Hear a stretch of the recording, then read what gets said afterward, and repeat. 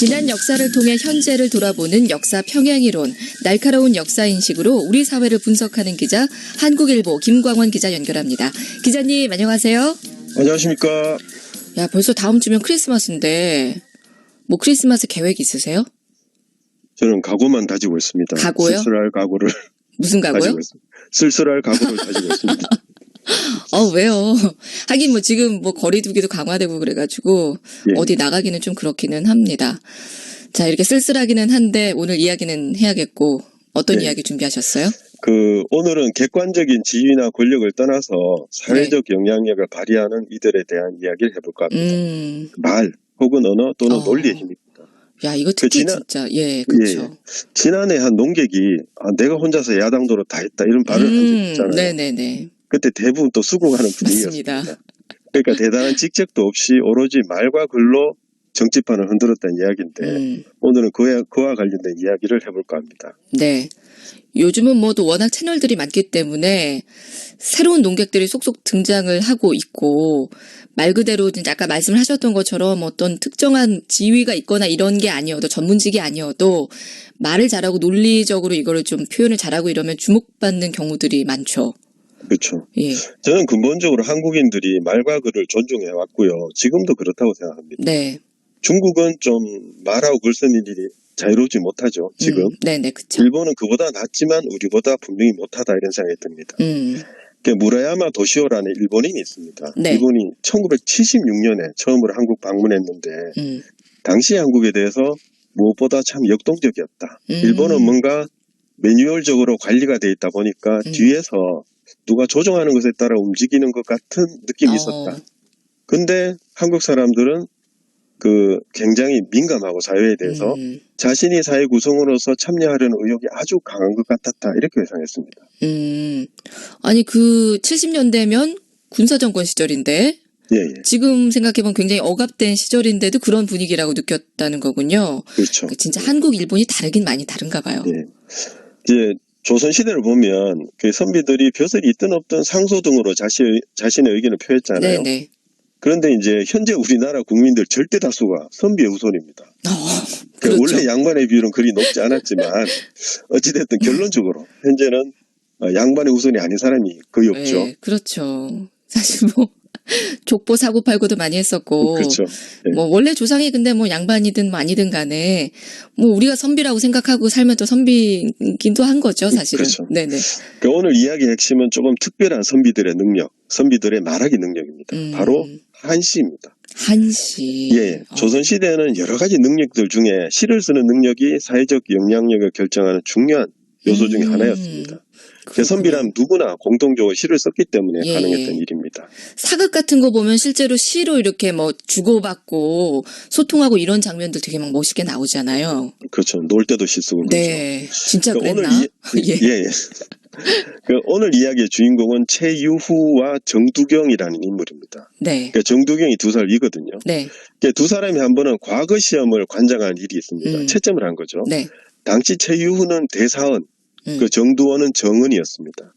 요즘으로 치면 대사원은 차관 혹은 광역시장에 해당하는 자리였고요. 네. 정은은 5급 공무원 정도였습니다. 게다가 대사원은 문영이라는 별칭이 있었습니다. 그러니까 문영은 한 시대의 문풍을 좌우하는 막중한 자리였습니다.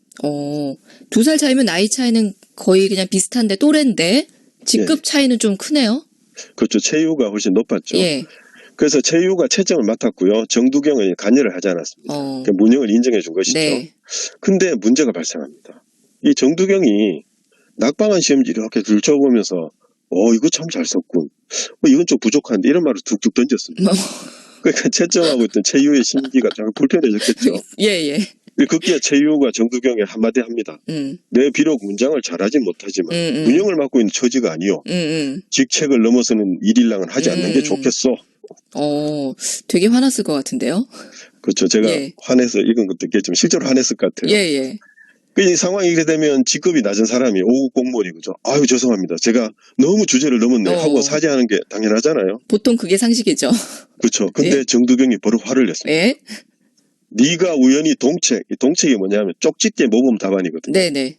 우연히 좋은 동책을 읽고 과거의 급제에서 문형을 잡은 건 요행으로 되었을 뿐이다. 아니? 내가 보기에 네가 문영을 잡은 건 썩은 쥐새끼나 같은 거다. 더 심한 말을 합니다. 네가 어찌 감히 나를 꾸짖는단 말이냐. 와, 이렇게 도발을 했단 말이에요? 예. 이거는 좀 큰 사건 아닌가요? 이렇게 되면 그 옛날에? 근데 뜻밖에도 최유호는 웃으면서 네. 술상 좀 가져와라 이렇게 하고는 이 시한수를 청했습니다. 야. 그러니까 마치 비가 내리고 있었는데 정두경이 비하고 과거 시험을 잘 버무려서 용이 되려는 33마리의 물고기. 과거 합격자가 33명이거든요. 예. 저기 이제 과거 합격자의 상황을 노래한 거죠. 임금이 이 시를 읽어봅니다. 그리고는 감탄을 하면서 이 시는 재앙을 막을 만하다 이렇게 평가를 했습니다. 야, 이거 뭐 상황이 무슨 영화 같아요. 예. 아니 그 상황에서 막 호통을 치고 싸움이 나야 될 것 같은데 이 뭐 벌을 내리는 게 아니라 오히려 칭찬을 하고. 예. 이야기가 뭐 이렇게 된 거죠? 이 상황을 이해할 수 있는 코드는 시명입니다. 시명. 예. 예. 벼슬로 치면 고개를 바짝 숙여야 하는 위치였지만 시명에 관한 시의 어떤 유명세, 그죠? 시 잘 쓴다는 유명세에 관한 정두경이 한참 위였습니다. 옛날에도 그런 게 있었군요. 그렇죠. 그러니까 시로 얻은 유명세 덕분에 정두경은 저토록 당당했고 또 최유호는 하급 직원인데도 시를 따르고 이제 시를 청했던 거죠. 그런 게 있었군요, 진짜. 예. 야, 조선시대 그런 게 있는 줄 몰랐어요. 이렇게 당연히 직급사회라고 저는 생각을 했었는데. 그렇죠. 음해 보이잖아요. 그러니까요. 예. 그 조선 중기의 신 권필이라는 분이 있는데 네. 이분한테 권겹이라는 형이 있었습니다. 이분이 대과에는 합격하지 않았거든요. 네. 근데 큰 벼슬을 살지도 않은 것 같아요. 근데 이분이 한 번은 절에 놀러 갑니다.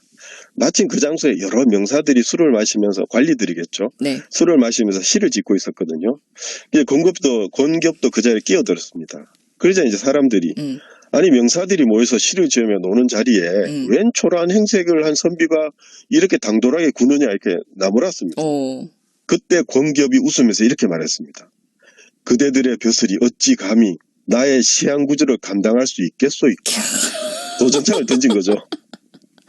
이야, 진짜 이거는 이제 앵간한 자신감이 아니면 이런 말을 던질 수가 없을 텐데, 뭔가 좀 긴장감도 돌고, 그 뒷이야기가 너무너무 궁금하고, 예. 그 춘향전에 그런 거 나오잖아요. 그 왜 변사또 생일잔치에 이렇게 왜 거지같이 하고 와가지고는 그쵸.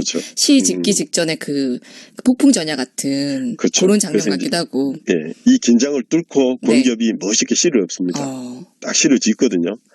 그러니까 좌정의 모든 사람이 이 시를 듣고는 깜짝 놀랍니다. 너무 좋은 거예요.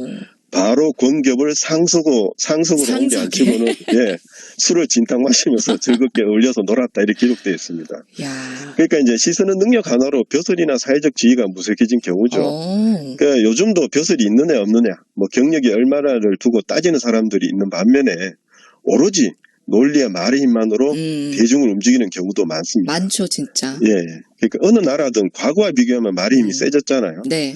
그런데 우리나라는 특별히 문장을 숭상하는 선비의 전통이 가장 강렬하게 남아서 작용하는 게 아닐까 하는 그런 생각이 듭니다.